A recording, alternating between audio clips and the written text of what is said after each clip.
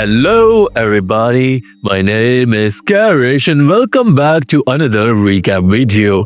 If you have been following me for a while, you know that I have covered all the parts of Death Forest Japanese horror movie series. So today, obviously I'm finishing this series by recapping the final part, Death Forest Part 5.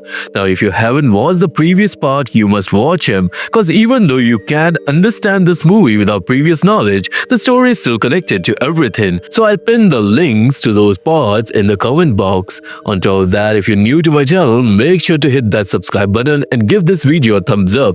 It's the only way that I can grow and it's free for you. With that said, sit back and relax as I recap Death Forest Part 5. The story begins in the city of Shibuya, Japan, where we see glimpses of people's everyday life. This story then follows a reporter who late at night and completely drunk was stumbling his way home. On the way, he bumps into three teenagers and the reporter ends up throwing up. Now one of the teenagers angrily shoves him to the ground and another boy named Hongo starts recording the whole thing on video. After having fun, the teens leave, but the drunken reporter just stays there looking at the moon and suddenly breaking into a song. That's when these little demon-like creatures, Yoshi's minion if you know, surround him from all sides, and then, descending from the sky, comes the terrifying demonic figure, Yoshi herself. She attacks the reporter and literally devours him alive, and he vanishes without a trace. This is where we learn that Tsukiko, the mysterious woman, has arrived in Shibuya, and she was the one who is sacrificing people in the city. Now, as the intro credits roll, we're introduced to a bunch of news articles and reports about strange sightings. People are talking about mysterious woman, white monsters, and this Yoshi demon. But here's the weird part. Anyone who tries to write about these demons on the internet suddenly disappears from real life.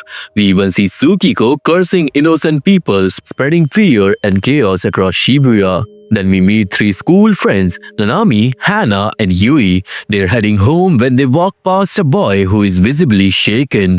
It turns out that the boy was seeing Tsukiko at the moment and she was standing right there, and she obviously cursed the boy with Yoshi's wrath. The boys' friends, however, don't see anything unusual, but there was a twist. Hana does see Tsukiko and she ends up getting cursed herself.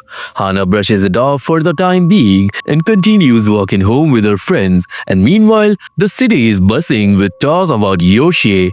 The urban legend has blown up with people even writing songs about this demonic figure. The scene shifts to a girl named Miko who's hanging out with her boyfriend, and actually her boyfriend was the same guy who saw Tsukiko earlier that day with Hana. Anyway, the two of them were drunk and were heading home when Miko's boyfriend starts freaking out cause he saw Yoshi hovering in the sky. Miko of course can't see anything cause she was not cursed, so she just laughs at her boyfriend, and then out of nowhere, Yoshi attacks and literally devours her boyfriend right in front of her. However, since Miko was not cursed, from her perspective, it looks like her boyfriend just vanished into thin air. She has no idea what just happened or why. The next day, Yui wakes up and checks her phone only to find a ton of missed calls and messages from Hana, and she was saying that someone is following her. This freaks Yui out, so she quickly gets ready for school and tries calling Hana back, but Hana doesn't say anything on the other end. The scene then cuts to a police station where the cops have arrested Hongo. They're investigating the reporter who was killed at the start of the movie, and they found photos of him on Hongo's phone from the same night.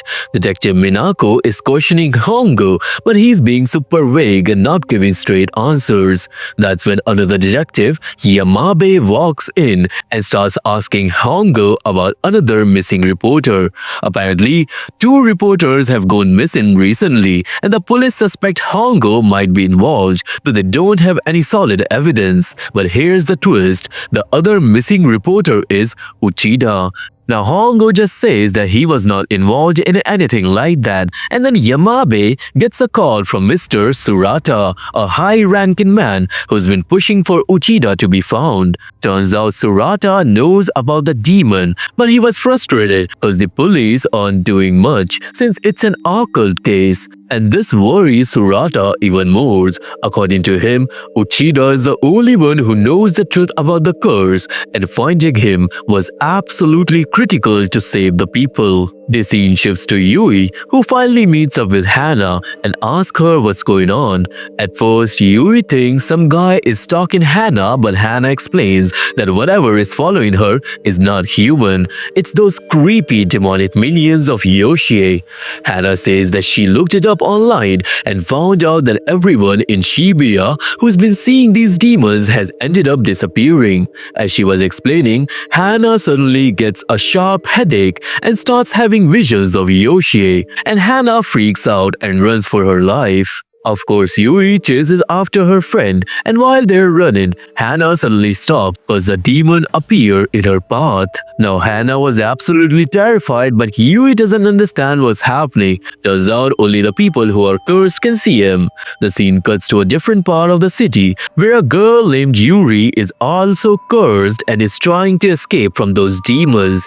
Chasing after her is her friend Keiko, who has no clue what's going on with Yuri. At one point, the two of them stop to catch their breath, and a reporter named Mina overhears their conversation. But before they can figure out anything, Yuri suddenly spots Yoshie coming from above a building. Panicked, Yuri runs again and eventually ends up in a deserted alley, where obviously it happens. Yoshie appears right in front of her, and in one horrifying movement, Yoshie eats her. And Keiko is left frantically looking around, trying to figure out where her friends suddenly go away.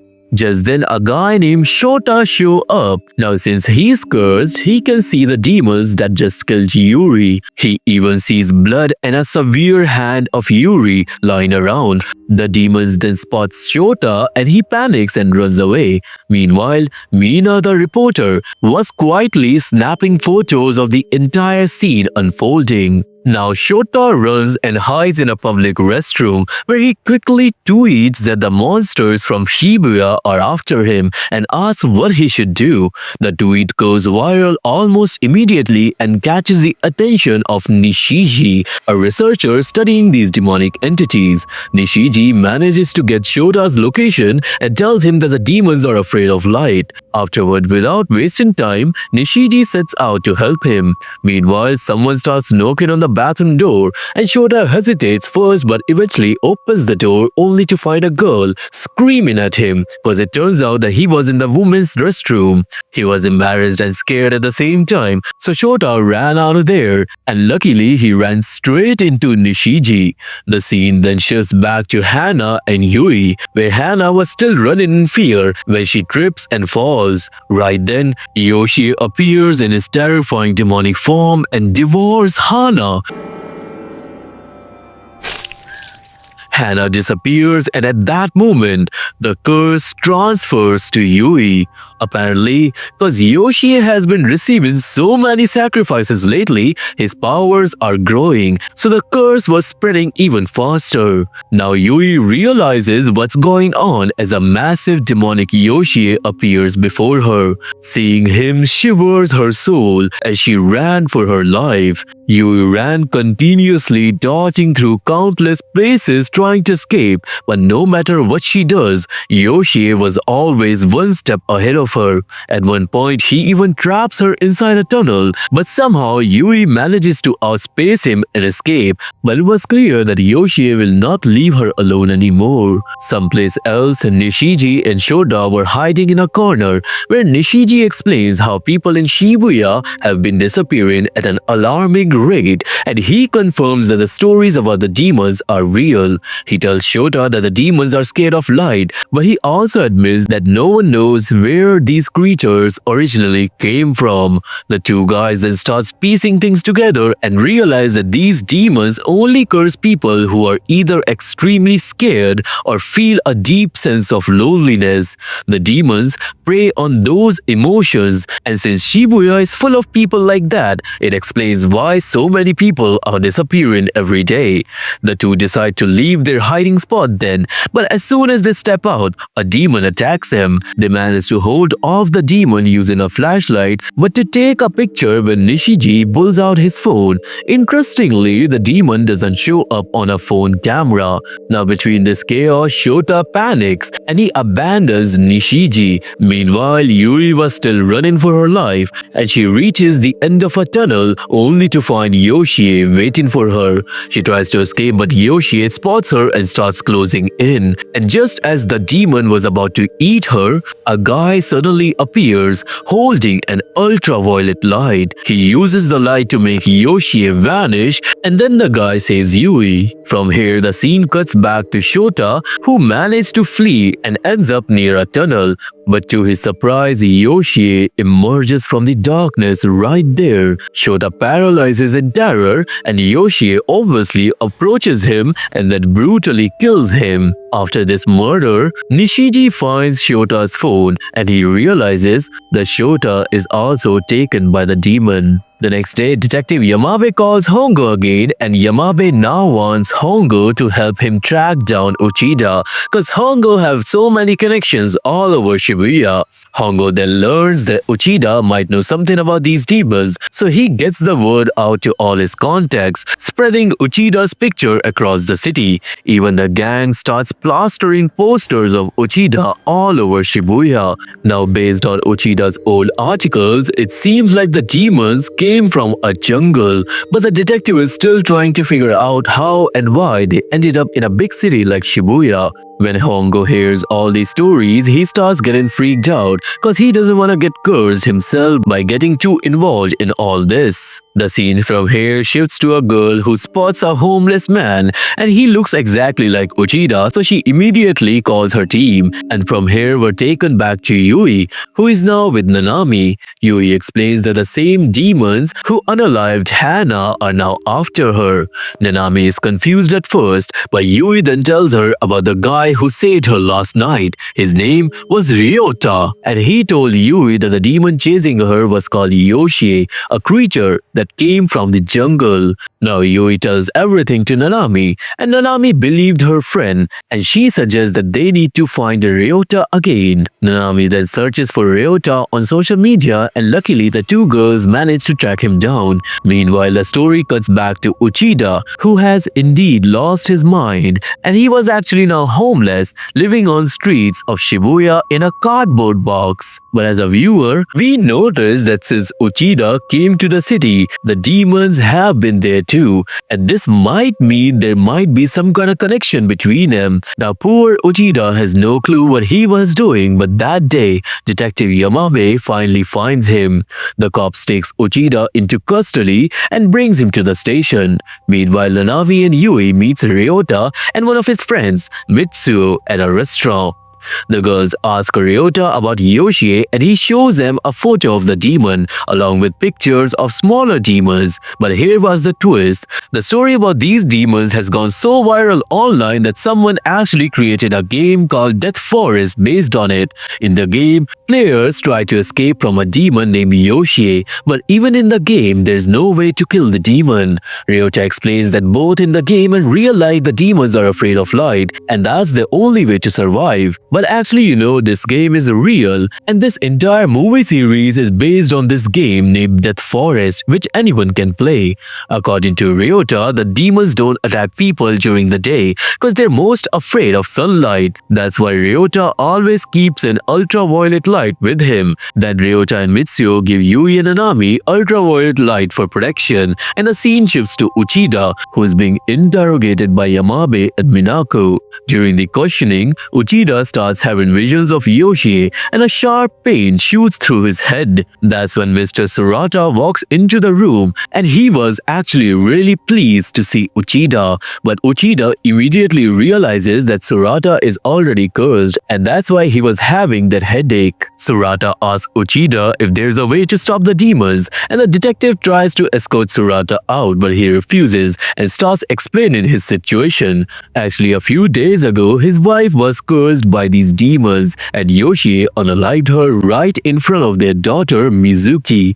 Since then, Mizuki has been cursed too. She has started drawing pictures of those demons and Surata knows her life is in danger. Now he's been keeping Mizuki in a safe place and that's why he was desperate to find Uchida because he thinks that Uchida can save her. Hearing all this, Uchida starts laughing and he tells Surata that there's no way to stop the demon. Uchida was actually trying to stop the demon for years but he has never succeeded and we know it.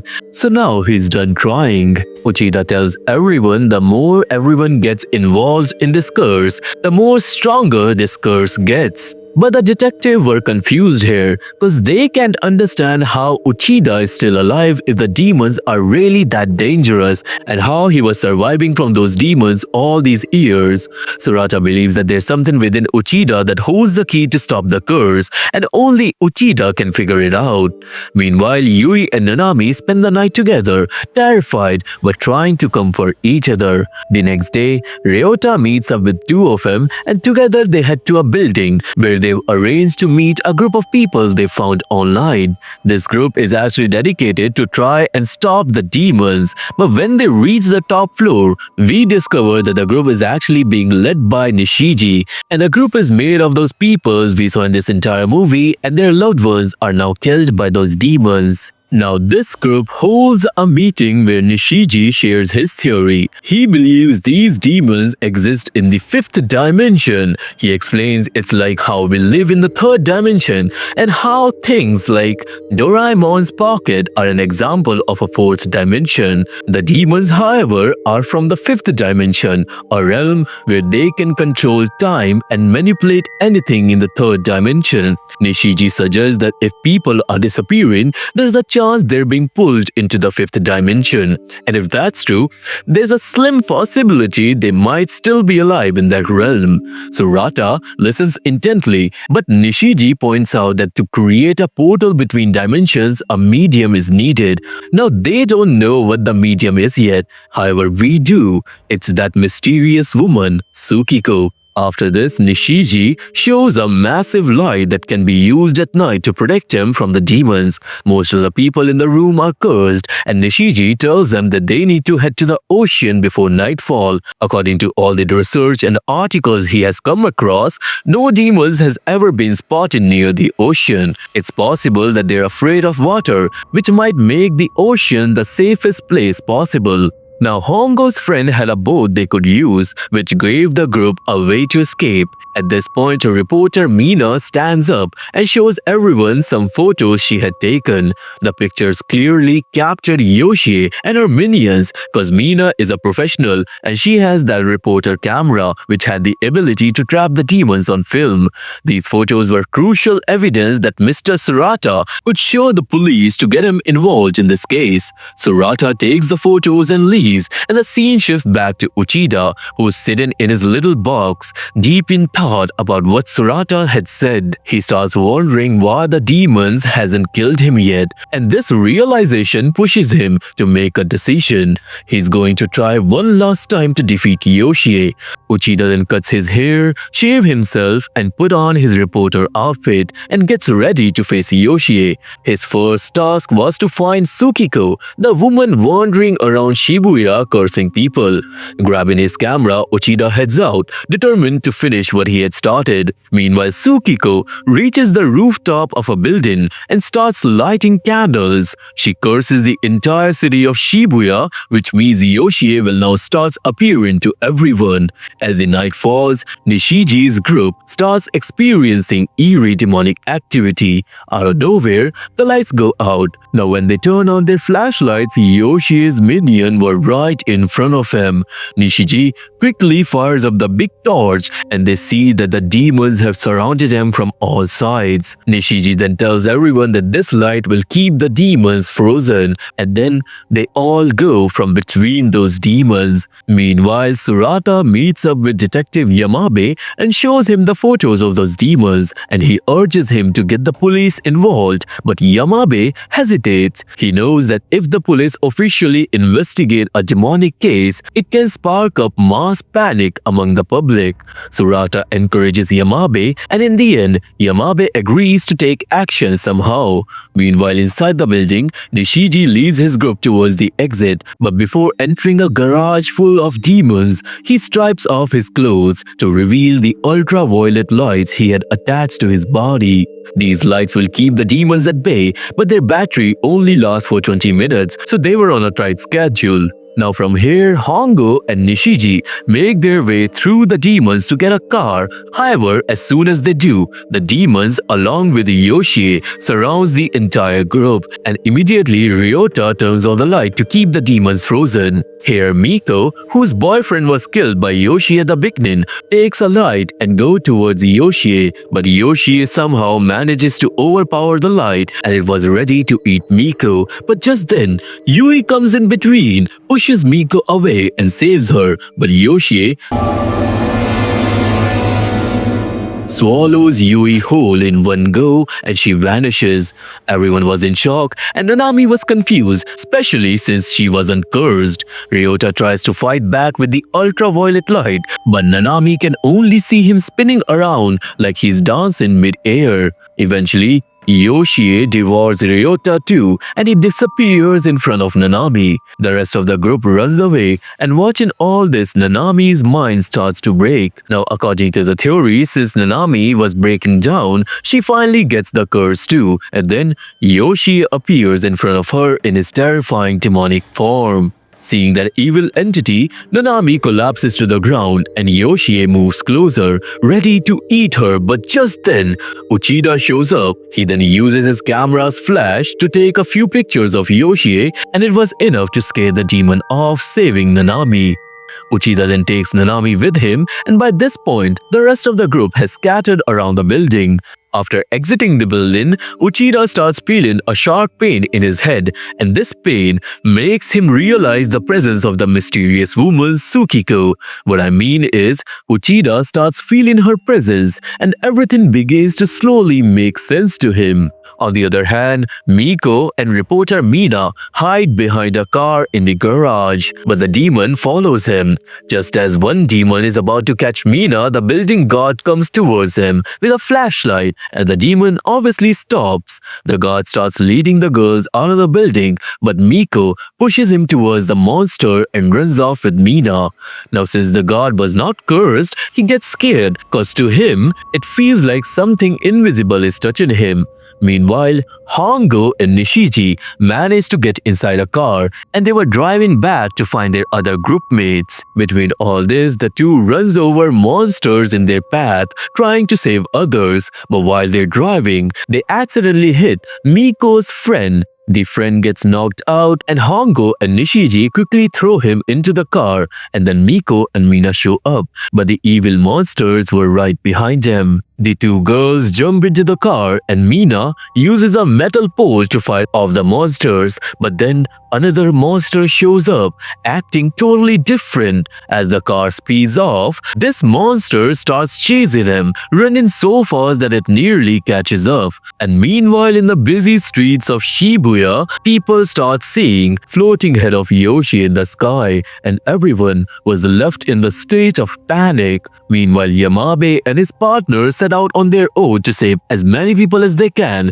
cause Yamabe didn't want to make an official announcement. On their way, they come across a girl running from the demons, and at that moment, Yamabe gets cursed by Yoshie.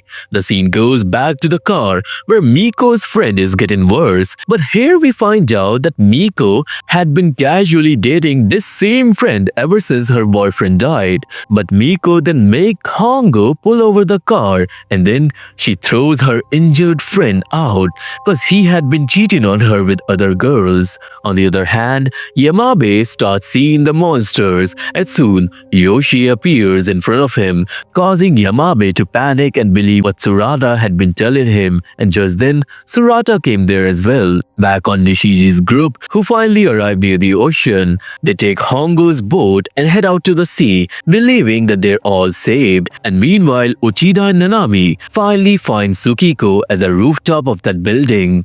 Uchida then immediately tells Tsukiko that she needs to stop this curse, but he notices 108 candles burning on a table, meaning Tsukiko is preparing to sacrifice 108 people tonight. Back on the detectives, where Yoshi was about to attack Mr. Surata, because Surata was sacrificing himself to save others. Now as Surata was killed, another candle goes out near Tsukiko and Uchida gets a headache, but he finally begins to realize what is going on.